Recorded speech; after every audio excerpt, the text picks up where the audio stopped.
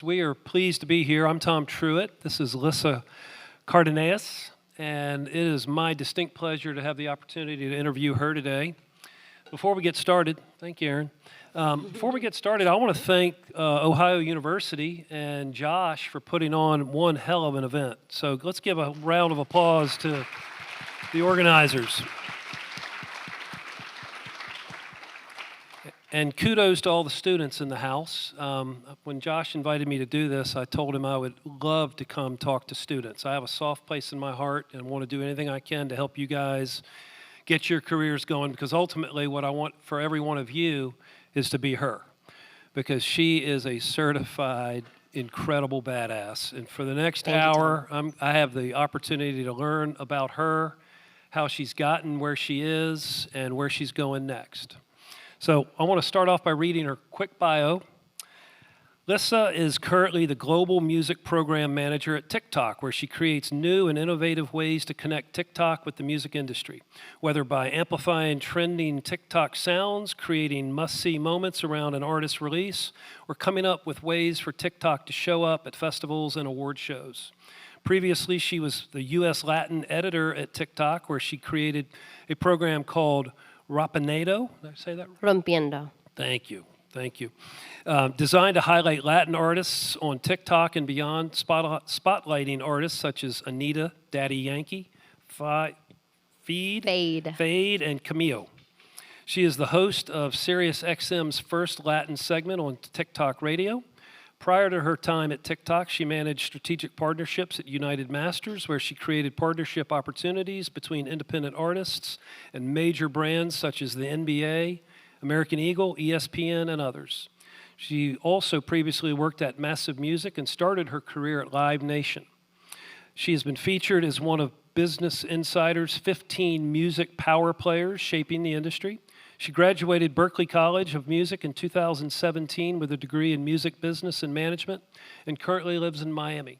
So, in 5 years, you have really done a whole lot, and I want to learn how in the world it all started. So, take us back. You had to grow up around music in the house. Yes. How did you get here? Yeah, well, first of all, thank you, everybody, for having me. I'm really excited to be here. I've been in your position before, been sitting, in a classroom and in a music industry setting, studying music, so I know what it's like to be on that side of it, and I'm really excited to be here. Music's always been a really big part of my life. I grew up kind of wanting to do the artist thing, wanting to be a singer-songwriter and performing around my hometown, kind of pursuing that, and when it came time for college, I was like, okay, that's the only thing I want to do. I applied to Berklee College of Music. It's the only place I applied. I don't recommend doing that. But luckily it worked out for me and I managed to go there. And that really kind of set me on the path of figuring out what within music I wanted to do. I pretty quickly kind of honed in on that business and that aspect of it, whether it be management or the industry side of things, was what I felt really passionate about and where I kind of excelled. So I started following down that path and it kind of led me here.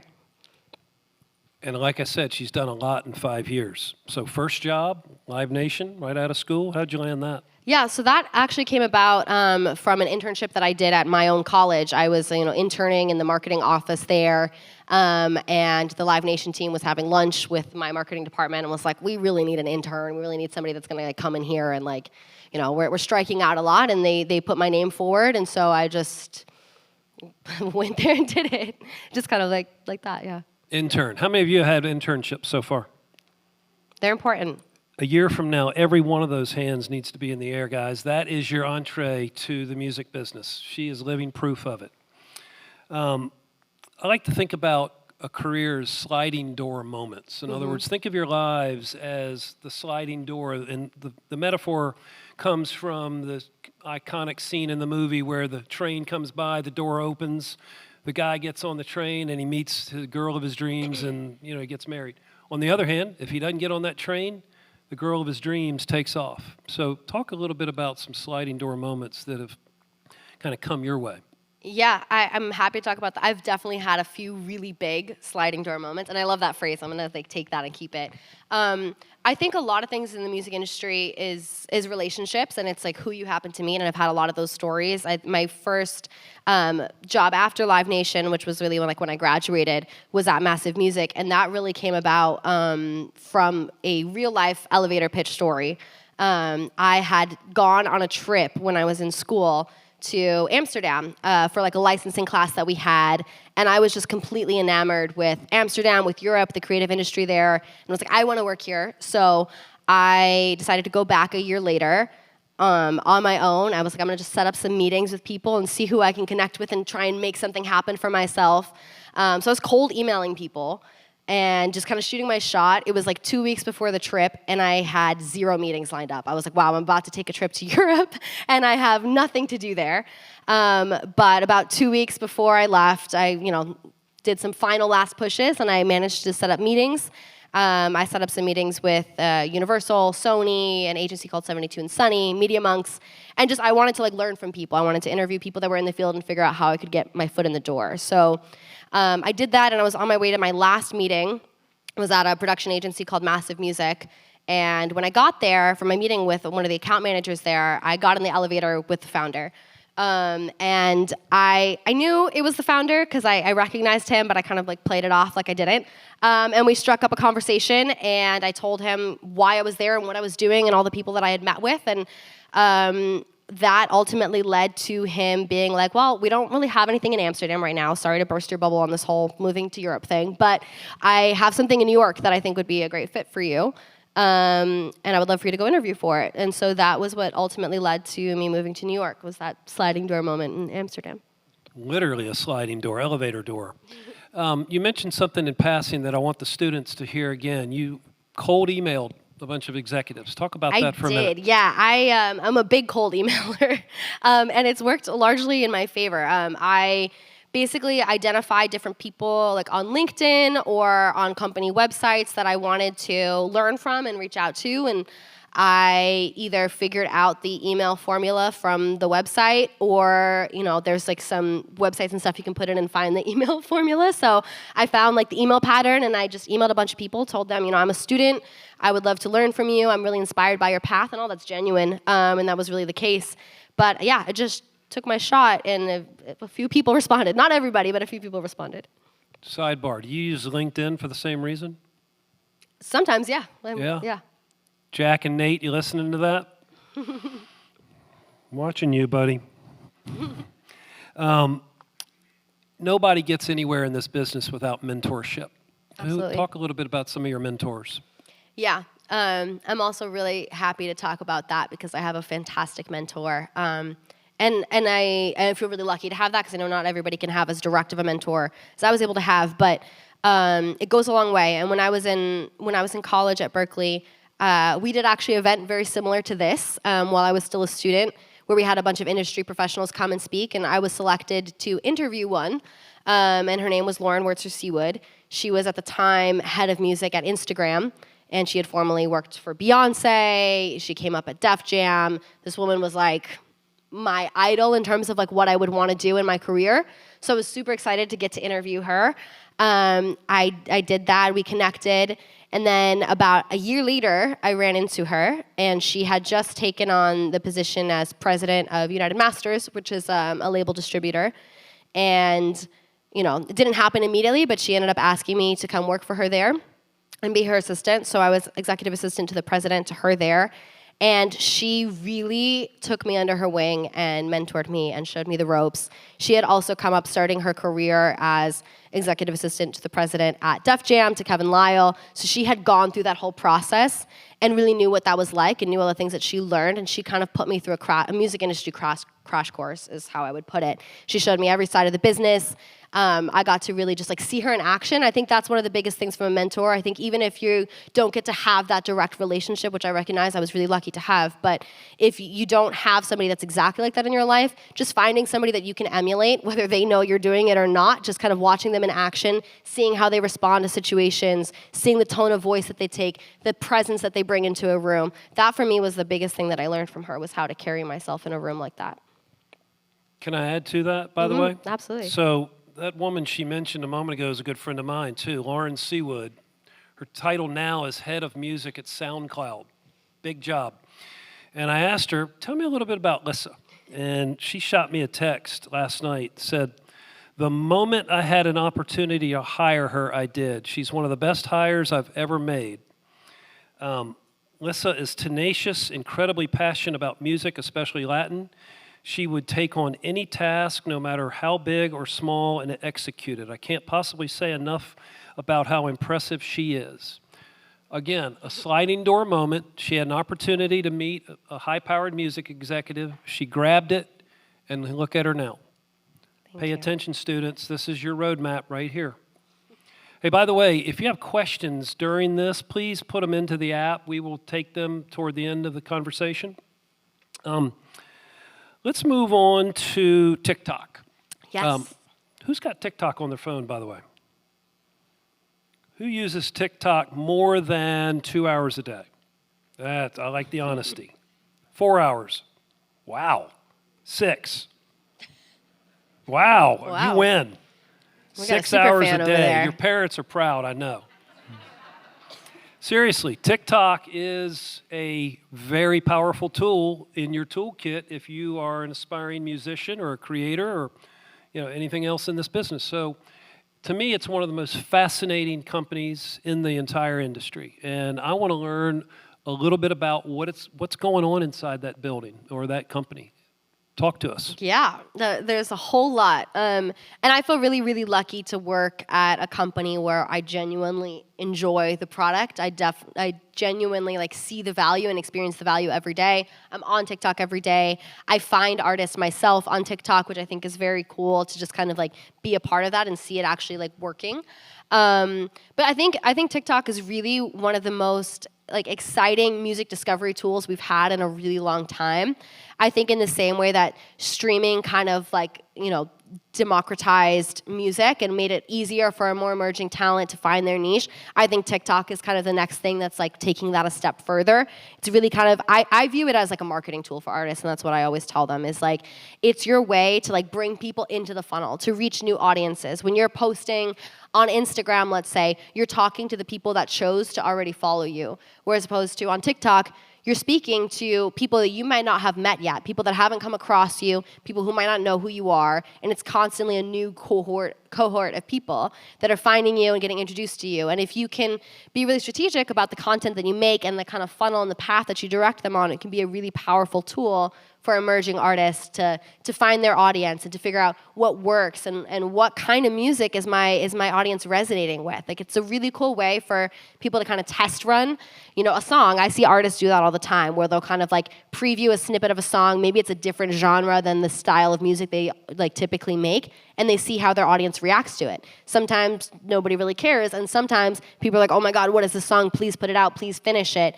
And that's it's a really good kind of market research tool for artists in that way. What's your single favorite TikTok case study? There's a lot. There's an overwhelming amount. My personal favorite is Armani White. He's a hip hop artist from Philadelphia. I actually had the pleasure of working with him when I was at United Masters, and so he was one of the artists that I would get for brand partnership opportunities. I put him on some deals with the NBA and ESPN, and at the time, he had a really great Spotify presence. He put on amazing music. He had a great Instagram presence, and he had 200 TikTok followers. So he had nothing going for him there, but he was really hungry and he really made amazing content and he really took every opportunity that he could. And I remember about the time that I left for TikTok, he told me, I'm gonna really go in on this TikTok thing. I'm gonna make it happen for myself this year. That's my goal. I'm gonna get 1 million followers. I'm gonna go viral. And I was like, okay, good, you do that. And in January, I think of last year, he texted me a little snippet of Billie Eilish, the song that he went super viral for. And it was a 15-second clip, and I was like, this would do really well on TikTok. And that was kind of the end of the conversation. And he took that and he ran with that. And he started teasing that out to his audience. He started showing everybody, the studio, people getting hyped to the song. And I think I got a hit on my hands. He was really creative with the content. He wasn't afraid to keep talking about it. He even in a very organic way, he ran into a sampling issue with a track that like prevented it from being released on the schedule that he wanted to release it on. But he made that part of his story, and he brought his audience into the fold and like used it to build up anticipation. And then when the song finally came out, went massively viral. I think he went on to be signed to Def Jam. He got that like big break that I'd seen him working for a lot of years, but because he had decided to put the muscle into TikTok. And I think that's important because I think a lot of people see viral moments on TikTok and they think, oh, that just happened. Like somebody just got lucky and that just happened. And you can get lucky, but like somebody like Armani worked so hard for so many years and he put his muscle into that to make it work for him. And he already had like this fan base, but he made his like global stardom because he put the muscle into TikTok. And so that's a story that I feel really excited about and passionate to have seen. So one of the questions we've already received, thank you for that, by the way, is what are specific strategies that some of these artists can use? What tools do you provide to them? Are there special tools? Yeah, go on that for a minute. There's quite a few. Could talk for days about it. And we're building more every day. That's something that I really love about TikTok is we're like constantly investing in how can we make it easier for artists. A few of the things that I always say off the bat, one is like previewing and teasing the song like I've been talking about, like bringing your community into that process of like I'm making this song or like responding to a comment. You know, there's like a Q&A feature. You can respond to somebody's comment about like make a song like this and show them the process of making that, kind of tease it out, show the audience early, like deliver the song early so people are getting excited about it. That's one big thing that I always tell artists to do.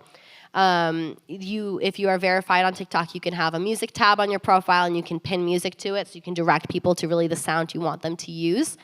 And then I think one of the other things I was actually just talking to somebody in the mentorship session earlier today about is effects. So effects are a really great way to get people using your song. You can create actually effects on your own. We have an effect house. So you can design your own effects, you can make it around your song, and you can have it that way so that you're directing people to use your song with a given effect. So if you're not sure, I don't really know what like the trend should be for my song, you can make an effect for it, or you can choose an effect that you have people use with it. So it's a really easy way to get them to create with your sound. As a non-TikTok user, none of that makes sense to me. Does that make sense to y'all? I hope so. Yep. Incredible. Let's go to Sound On. What is that? Yeah. Why do we need to know about that? Sound On is a great thing to know about, especially if there are any emerging artists in the audience.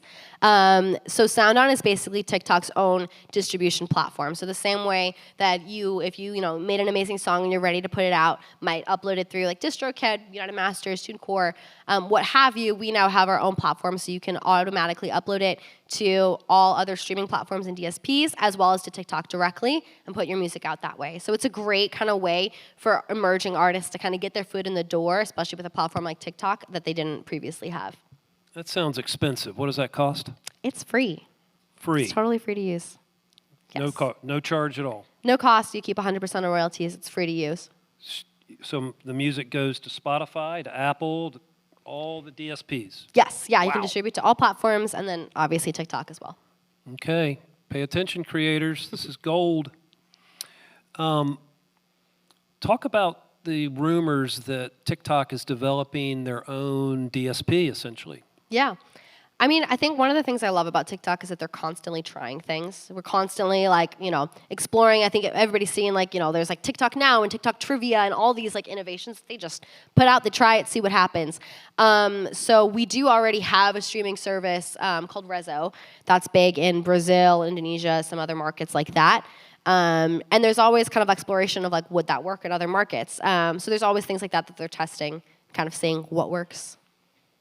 So is it a true DSP to compete with Spotify or Apple? Rezo is a real streaming service. It looks very similar to the streaming services that you're familiar with. It also kind of has feeds like TikTok. It's a full DSP. Wow. Show of hands real quick. Who uses Spotify? How about Apple Music? How about Tidal? Deezer? No Deezers? Interesting. Spotify integration sounds like a winner. Yeah. I mean, Spotify's my go-to, to be honest. So I'm curious to get your opinion on an idea that, there's no shortage of news reporting on TikTok. And who needs who more in this transaction? Does the music industry need TikTok, or does TikTok need the music industry? And when I say the industry, I mean access to licensed music. What are your thoughts on that? I think that there's no clear-cut answer to that. I think it's both. Really, I do think it's like a symbiotic relationship, and that's something that I really love about working there. I think there are other areas of the industry where it's very clear, like who needs who more. And I think what I love about TikTok is that it is really mutually beneficial. I think the music industry has benefited tremendously from that discoverability. And I think especially, like my passion is always like the independent artist, the emerging artist. That's like what drew me to a company like United Masters. And honestly, what drew me to TikTok as well is being able to support that emerging class. And so I think especially for those artists, there's huge benefit in that discoverability that comes with TikTok. And so I think it's beneficial to the music industry, but I also think like, we all know if we use TikTok, it's not the same without music. Like music is a core portion of both the consumption and the creation aspect of TikTok. It's what makes it magic. It's what makes it so sticky, so fun, and it's what makes it kind of transcend just being on the platform and also going out to the real world. Because like, you know, you'll hear a TikTok song somewhere and you'll be like, that's a TikTok song. And it's fun. I think that it's a pretty mutually beneficial relationship. I'll say, let's talk a little bit about the Australian experiment. Anybody know what we're talking about there? Why don't you explain the Australian experiment? Yeah, so earlier this year, like last month, I think we did a test. And like I mentioned, we do a lot of different like user tests, but we did a test where we, for a small subset, I think it was like less than half of users in Australia adjusted how much music they had access to. So really to kind of study how people access music, what types of music they use, and what that usage is like. We just kind of experimented with that. And there was what did the data reveal? I actually am not privy to what the data revealed and don't have a lot of insight into that. But yeah, it's just kind of like a user test on how people use music. Well, the rumors were, at least what the business press reported, was the usage of TikTok dropped because licensed music was no longer available, which makes perfect sense to me. Mm-hmm. I mean, it's all about music. And so if I can't have Billie Eilish's song or Camille's or whoever, all of a sudden it's just not that interesting anymore. So I hope that the relationship continues to be very symbiotic and flourishes for both the industry and for TikTok. Yeah, it's a huge part of the creation, like I said. Do you have any favorite TikTok channels? Honestly, I love seeing what artists do. I love following like artist accounts, especially like I said, unknown artists. Like I'll be scrolling a lot and I'll just find an artist that, you know, is going live or is like doing a creative video with their music, and I'll follow them, and that's honestly some of my favorite things to see on TikTok. Now, do these artists call you on your cell phone at midnight when their channel goes down or anything? They don't. Luckily, I'm not a partnerships person, although it does happen to my teammates. But yeah. Interesting. It's fascinating, guys. TikTok is one of the coolest things to happen to you all ever. And, you know, it's a shame that it's becoming politicized, because removing it from your toolkit as creators would be a colossal mistake. And so I hope if you're ever asked by your politicians what your opinion on that is, I hope you give them a thumbs down. That's just my opinion, not hers, mine. Let's talk about more of the future for you. Yeah. You've got a very bright future. In fact, you need sunglasses. Thank you. Where do you want to go next? You know, I'm still figuring that out, and I think that's like a beautiful part of the journey. You know, I was also saying in the mentorship session today too to students, like, I would have never put myself here. I'm super happy that I'm here, but I never would have mapped it out the way that it happened. And I think that that's the most beautiful part of like a career, is you never really know where it's going to head. I think what I'm excited about is innovation. I think I would love to start a company someday and continue to innovate and iterate on what's happening within the music industry. I have no idea what that looks like yet, which is why I haven't done it, but I think that something like that might be in my future. Well, somebody who places executives like her in jobs, I can assure you that she's got plenty of opportunities knocking on her door down the road. So I look forward to trying to place you in one of those jobs one day. I'm here for it. Let's see what you got. Impressive pedigree. Let's talk a little bit about your other interest outside of music. What do you do in your spare time? What do I do in my spare time? No, I love cooking. I love fitness. I moved to Miami in the pandemic, so that I feel like has opened up my world a lot. I was living in New York previously, which New York is amazing, but I just feel like moving to Miami, I was able to find my community. So I found like a lot of peers within the music industry, artists, industry professionals that are kind of on the rise and on the come up. And so that's been a really beautiful part of my experience. I know that's still tied to music, but I really love music.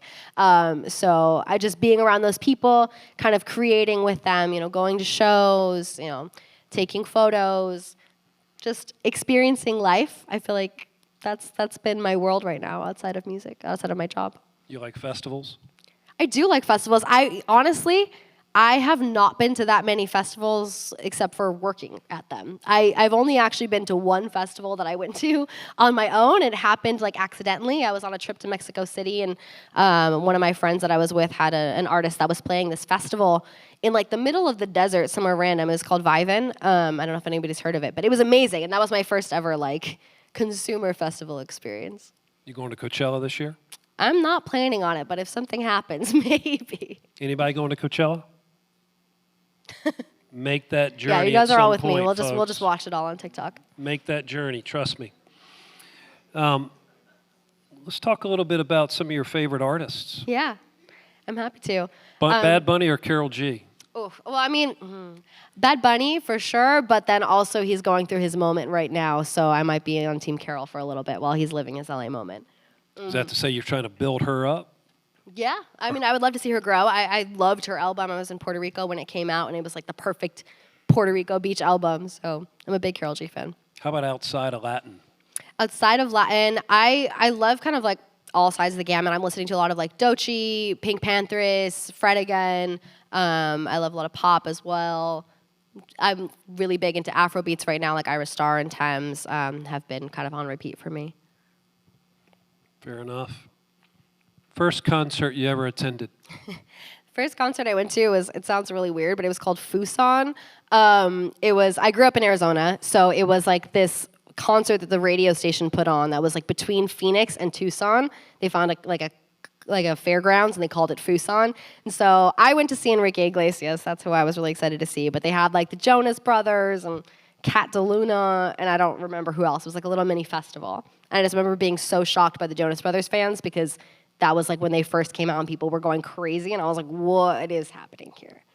But they were great. Usually when I interview, shall we say, more experienced people, I ask them what was the first record they ever bought with their own money. But in this case, because she's so young, she probably never did that. So tell us the first time you acquired music. Yeah, I was gonna say, I was talking to Tom about this earlier. So I can't actually remember the first like album that I bought, but I remember going to the library and getting an album. I got American Idiot by Green Day.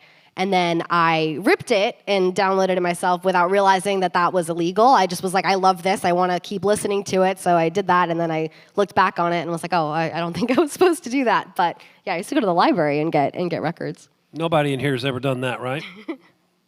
Back to my question about Spotify and Apple. Who has paid services? Not as many hands. Please, please, folks, invest $15 a month in any paid service of your choosing. Anyone. No free, okay? Who's your guilty pleasure artist? Ooh, honestly, I'm a big pop girl at heart. I think going to music school, like people were always like poo-pooed pop music, but I love pop. So like Tate McRae, Charlie XCX, Fletcher, like all that is what I listen to like in the shower and stuff. But that's very popular. It's very popular, yeah. I just like I said, I think it's like the music school in me. They're always like jazz and like these obscure artists, and like I'm just a pop girl deep down at my core. Spotify or Apple? Spotify, because my husband works there. I can't say anything else. Oh, yeah. Forgot about that. Apple or Android? Apple. Yeah. If you can meet any artist that you've never met, who would it be and why? I would love to, and it's not possible, but I would love to meet Freddie Mercury. That's like my top artist ever. Just because I think he's everything that a great entertainer is. I think he's like the embodiment of a star and of this like artistic expression. So I'd just love to meet him and talk to him. Awesome. You getting a good picture of who she is? Rock star. So we got a couple questions that are flowing in here. I'm going to bounce around on them and some more that I want to ask her. But, One here is, what does your day-to-day work life look like? Give us a day in the life of Lissa. Yeah. I always used to ask this question to people as a student, and they would always say, there's no typical day, but there really is kind of no typical day. Especially like working remote now. So like my team is largely in London or LA. I'm based in Miami. They were really nice and let me stay in Miami because I had just moved there. So I'm working remote. I work from home. I will usually have like meetings with the London team members in the morning. I will have more meetings with the LA team members when they come online in the afternoon. I'll work on projects throughout the day. It's pretty self-sufficient. Sometimes I'll get to have like artist listening sessions, and I'll go to a studio and like meet with a label or listen to an artist project and just kind of see what people have going on. Sometimes there's events at night, like I said. Miami is a really growing and thriving music community. I think that's kind of come about in the last couple of years, but there's a lot happening there. So I'm always trying to like be in the scene and understand who's coming up and what's going on in the music industry. What's the first thing you read in the morning? And I don't mean your TikTok scroll, I mean for business. For business, I do get the Music Business Worldwide newsletter and Music Ally. I think Music Ally, because it's based in the UK, always comes in. It's the first thing at the top of my inbox every morning. So those are typically what I'll check in the morning. How about Redef Music? Do you know that one? I actually don't know that one. You guys know Redef Music? REDEF? Write that down. Redef Music. Basically, every morning in your inbox is a summary of about 30 articles that have popped up over the last 24 hours, maybe 48 hours. It is must reading for any would-be music executive. Continuing on, like, advice to some of these young people. If you could give advice to your 20-year-old self when you were still at Berkeley, what would it be now that you're, 25? 27. Don't be terrified of going out there and getting into the world. I think I remember my last year, but especially my last semester at school, I was freaking out about how I was going to get that first foot in the door, how I was going to make it happen for myself. I was like, I just want to work so hard, but I have no idea how or who's going to let me. And I think, again, talking in the mentorship session earlier, it's really intimidating working in music. It can feel really destabilizing. It can feel really like ambiguous, and you don't know how to get in there. So I would say just breathe. Just rest easy that it's really going to be okay. I think the best things you can do for yourself is be targeted, kind of think about who you are and build your own personal narrative, even if it changes, even if, you're like, right now, I'm really interested in songwriting A&R, and that's something I'm really passionate about. I'm going to go down that path, and I'm going to brand myself that way. You can pivot later, but just get your foot in the door in whatever is like speaking to you and is like lighting you up. Follow that and get that first foot in the door. The first foot is the hardest. Once you're in there, people will recognize the company that you're coming from. They'll recognize what you've done, and it'll be easier. But just find your way into that first door. Again, relationships too. Like, I think that is one of the biggest things that has helped me in my career. Every single career step I've taken has come because of a genuine connection or relationship I made with somebody, whether in a setting like this, or walking into their office, or hitting them up and being like, I admire you, I'd love to speak to you. All of it comes from making a genuine connection with people, because we're all people. Even if we're in the music industry and it's cool and whatever, we're all people. So I think knowing who you are, being really reflective and thinking about how can I position myself, and then building genuine relationships with people would be my big two pieces of advice for starting off. So you mentioned earlier about hitting people up with cold emails. Yeah, that's my move. Talk a little bit about that, because some of these guys want to do that. They need to do that. Yeah, I mean, I definitely recommend it. Obviously, be respectful of people's time. If they don't get back to you or whatever, it's fine. But like I said, that is literally how I've gotten almost every job. I mean, even this role at TikTok, I reached out to a woman who was working there. She's now on the same team as me, which is like, I'm super grateful. But I reached out to her and I was just like, I really admire your career path. I'm really inspired by you. I'm interested in this one role at TikTok, but I would just love to like speak to you. And so I set up time with her in the pandemic just on Zoom and spoke with her a little bit about what she does and what I'm looking to do. And nothing came of it for like the first couple months. I didn't hear anything. It was like, okay, that was great. It was nerve-wracking. I got practice doing it. Cool. And a few months later, she hit me up about the role that initially led to me being at TikTok. So I think it's like getting out of your comfort zone, doing things that make you uncomfortable reaching out to people. And like I said, being genuine about it, just being like, I would love to follow a similar path to you. Do you have 15 minutes to connect?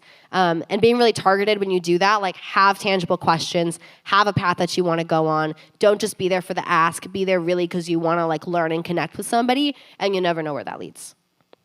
How many times and how frequently do you follow up with those cold emails? That's an art. I do feel like that's like a very special skill set because on the one hand, I always tell people like, don't be afraid to follow up. It's good. Like being on the receiving end of that sometimes, like you need a little reminder every once in a while, but also like you don't want to be bombarding somebody. So like if I've reached out to somebody and I've connected with them, I might follow up with them every 6 months or a year and just be like, hey, what's up? You know, I would love to see how you're doing, et cetera. Keep it warm, but don't hound them. 6 months though? Well, it depends on like what the relationship is. Yeah. Cold email to an executive like you. Mm-hmm. Oh, well, for that, no, I would maybe wait like a month and a couple weeks. What qualifies as being a stalker? I think if you've sent a few emails and you haven't got a single response, I would chill. That would be my advice. But again, it's an art. I think you're never going to really get it right. You got to just, be smart. Just, be emotionally intelligent and kind of like think about what you would feel like on the receiving end of it. Don't be afraid to shoot your shot, but also like be respectful. Take that sliding door moment. Yeah, take your shot, always.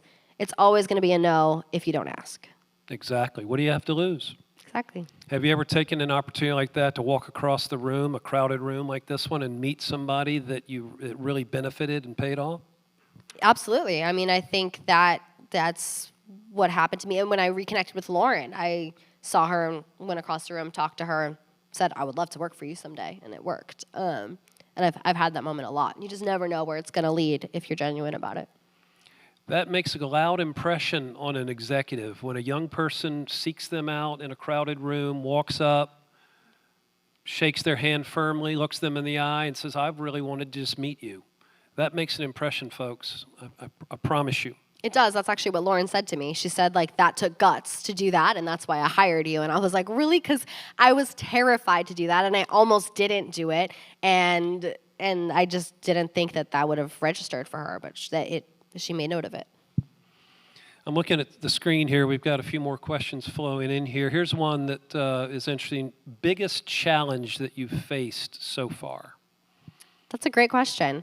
I think, not to be cliche, but being a woman, a young Latin woman in the industry is genuinely hard.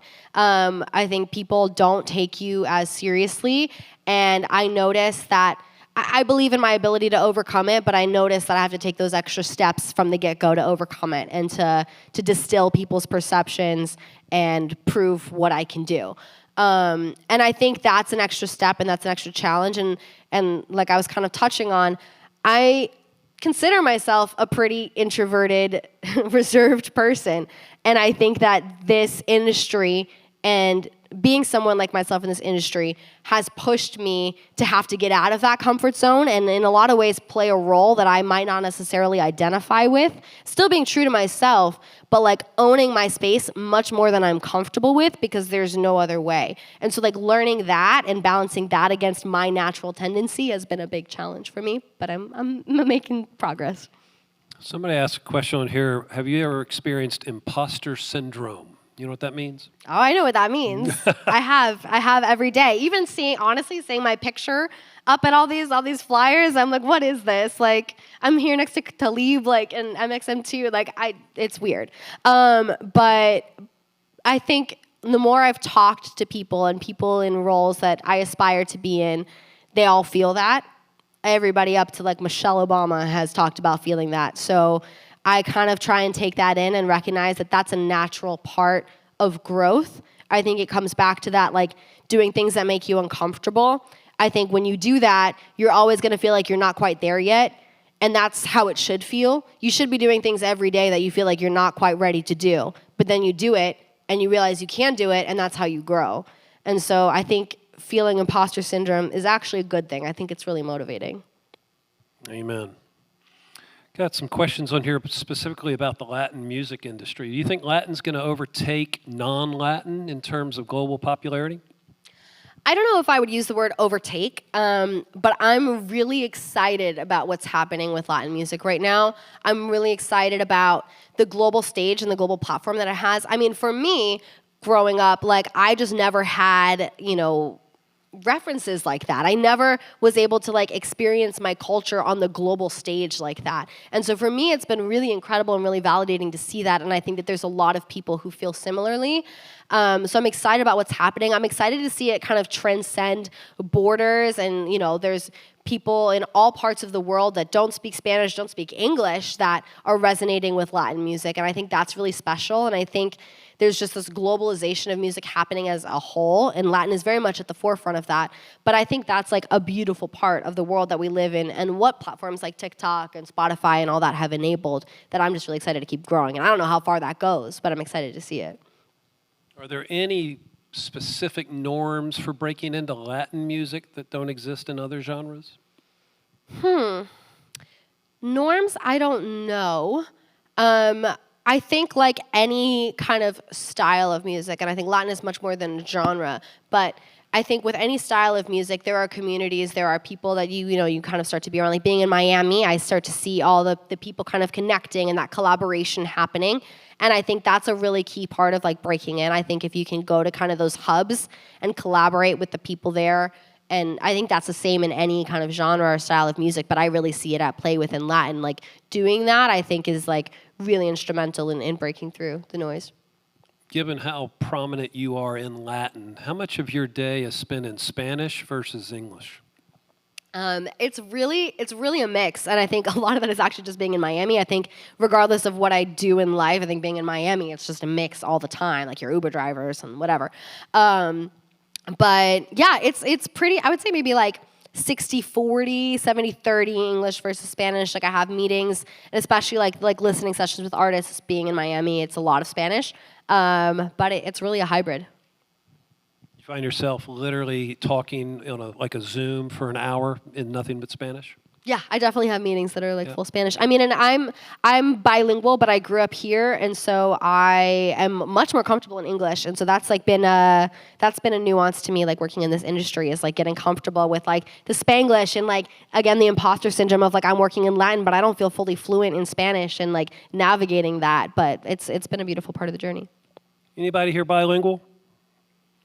That's another skill set that is really a differentiator in today's world. So she's a perfect example of it. Here's your roadmap for success, folks. Some more questions flowing in here on how artists can grow their brand on TikTok. One is interesting, quality versus quantity. Again, really a balance. I think we hear a lot people saying like, oh, for TikTok you have to post like 6 times a day and be like on it constantly. And that's not really the case. I will say that consistency is really important with TikTok and with the algorithm, like showing that you're there consistently. But consistently can mean a couple times a week or once a week. Just making sure that you have some sort of cadence.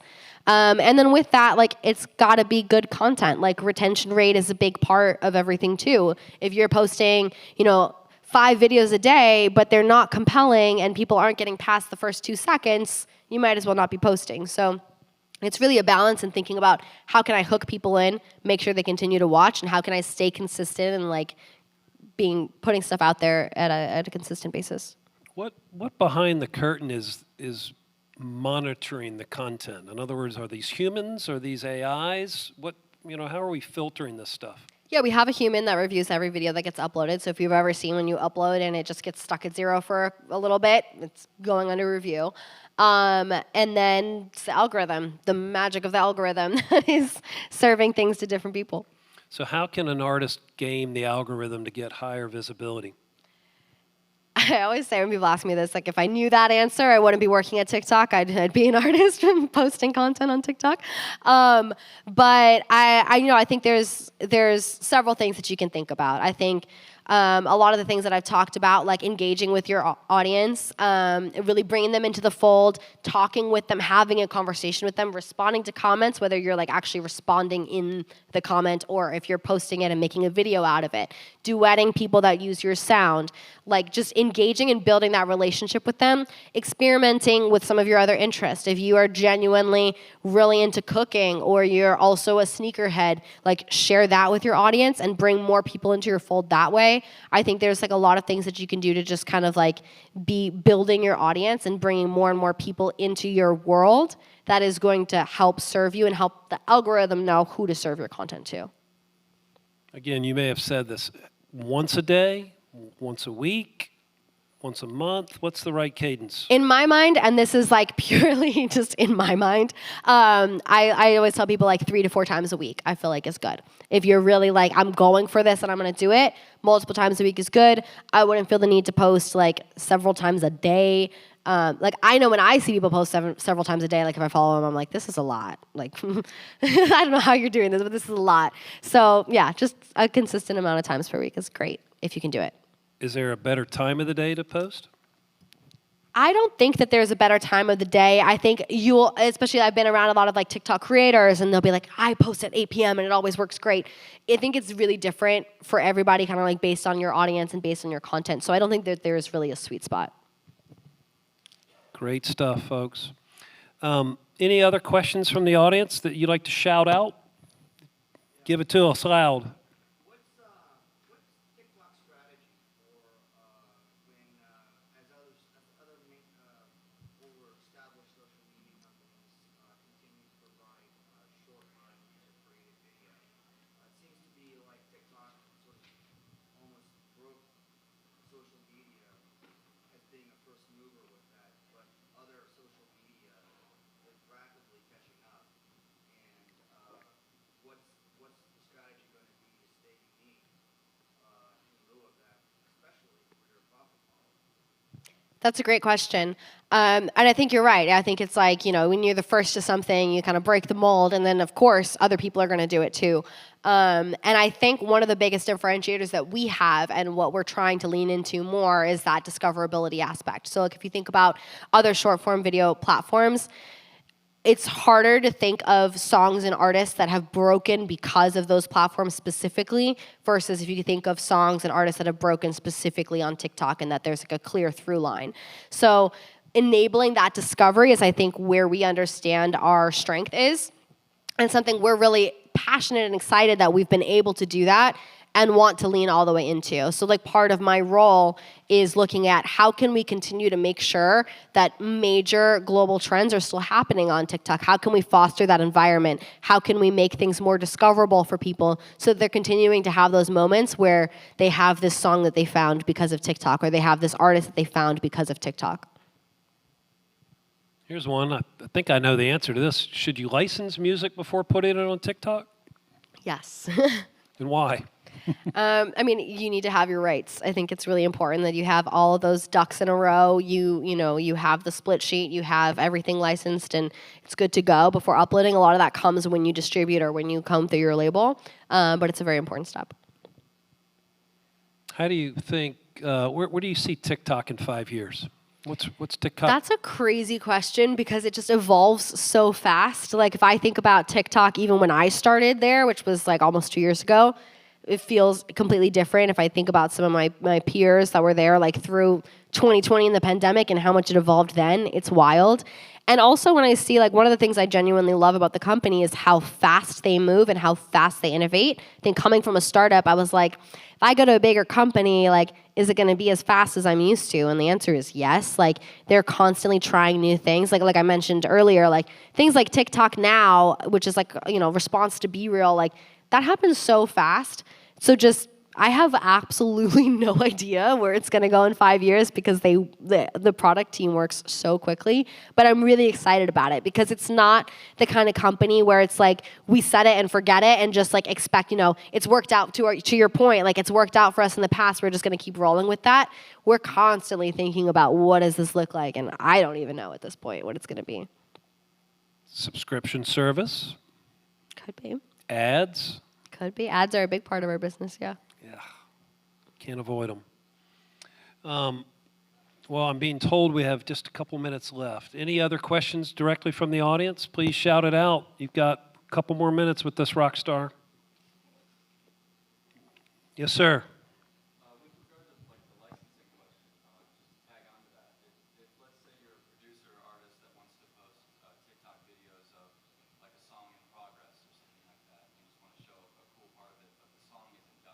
how would you go about, would you license the unfinished song before putting it on TikTok, knowing you're going to re-license it again as a full song, or how does that work? I think you're okay to put it out on TikTok and kind of share it with your audience. I mean, essentially, you're establishing like there's proof for the world that you made this song by putting out that content. So I think you're a little bit covered there, and I see artists do it all the time. They'll kind of share the process. So I wouldn't be too afraid to do that. And I think once you're ready to be like, okay, I'm gonna fully put this out, I think at that point you make sure when you're gonna, because when you're teasing it like that at that point, it's essentially UGC, user-generated content. You're uploading it just as like a regular sound. It's not an official sound. So if you see like in the sounds library in TikTok, those are all what we call like PGC, professional content. So at that point is when you would license it, when you're going to fully release the song. But for teasing it, like I said, I'm a big advocate for doing that, so I wouldn't hesitate to do that. Anything else? Yes, sir.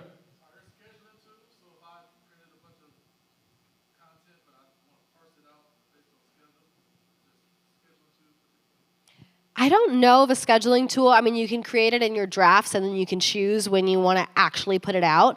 I'm not aware of a scheduling tool. If there is, that's amazing. I don't think we have that, but that's a great tip for products. Put that in the product dev Yeah, cycle. I'm gonna make mental note of that. You might get a job. There you go. One more.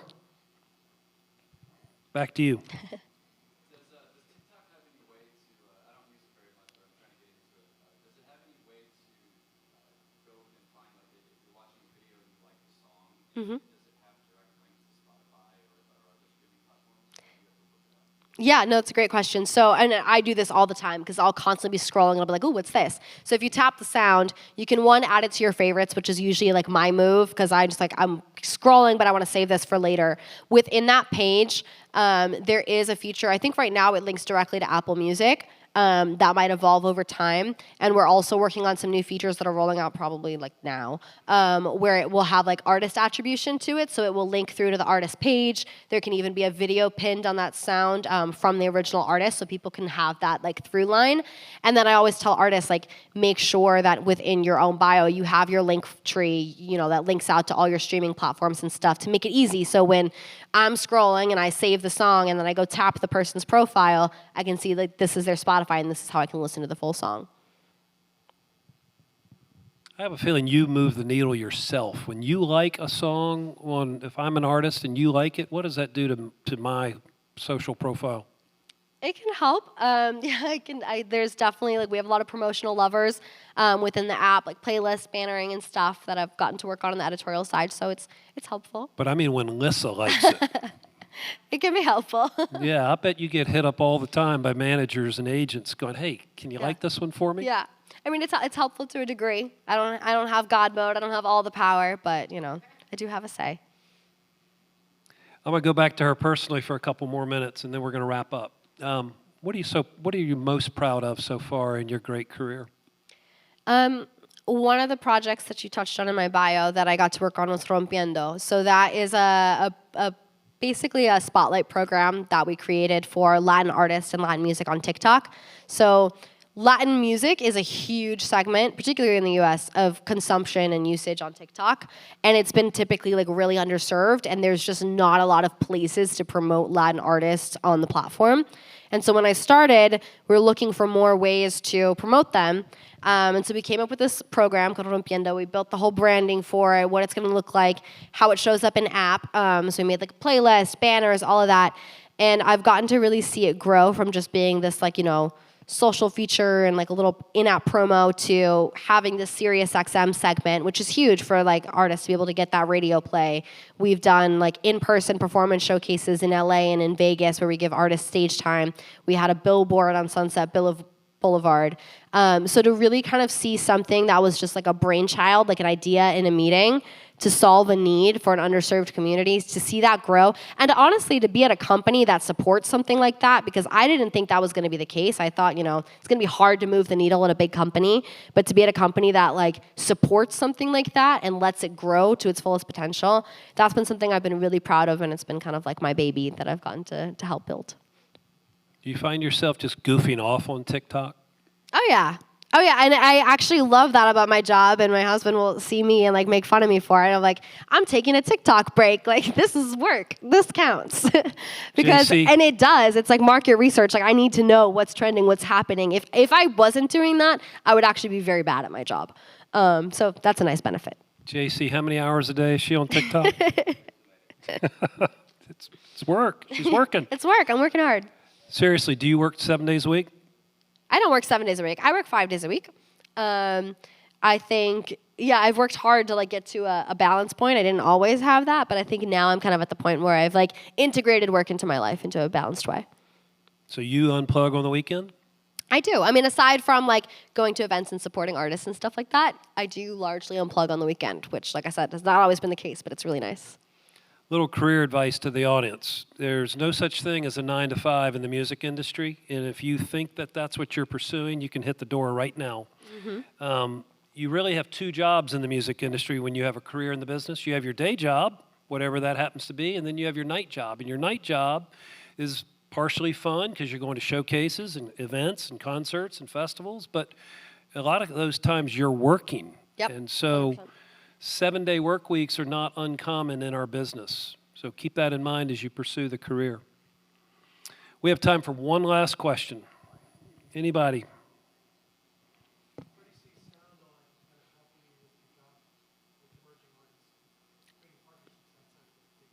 Yeah, I'm really excited, like personally about Sound On. Like I always say, like if I was an artist right now putting out music, I would 100% put it out through Sound On because I think it's a really, like I said, it's a foot in the door that as emerging artists like didn't exist before, and so we've seen a lot of songs break that were Sound On songs, like your Sunroof, Nikki Yor, Money Long, Hours and Hours, like all of those were Sound On songs. And I think for me, it's a really great discovery tool to kind of see what are those artists, what are those songs that are coming through first. Like we get to see it early, kind of, and build off of that. And I've seen like so many hits coming out of that, so I'm really excited about what it opens up, like for me and my job, and also what it opens up for artists that are on the come up.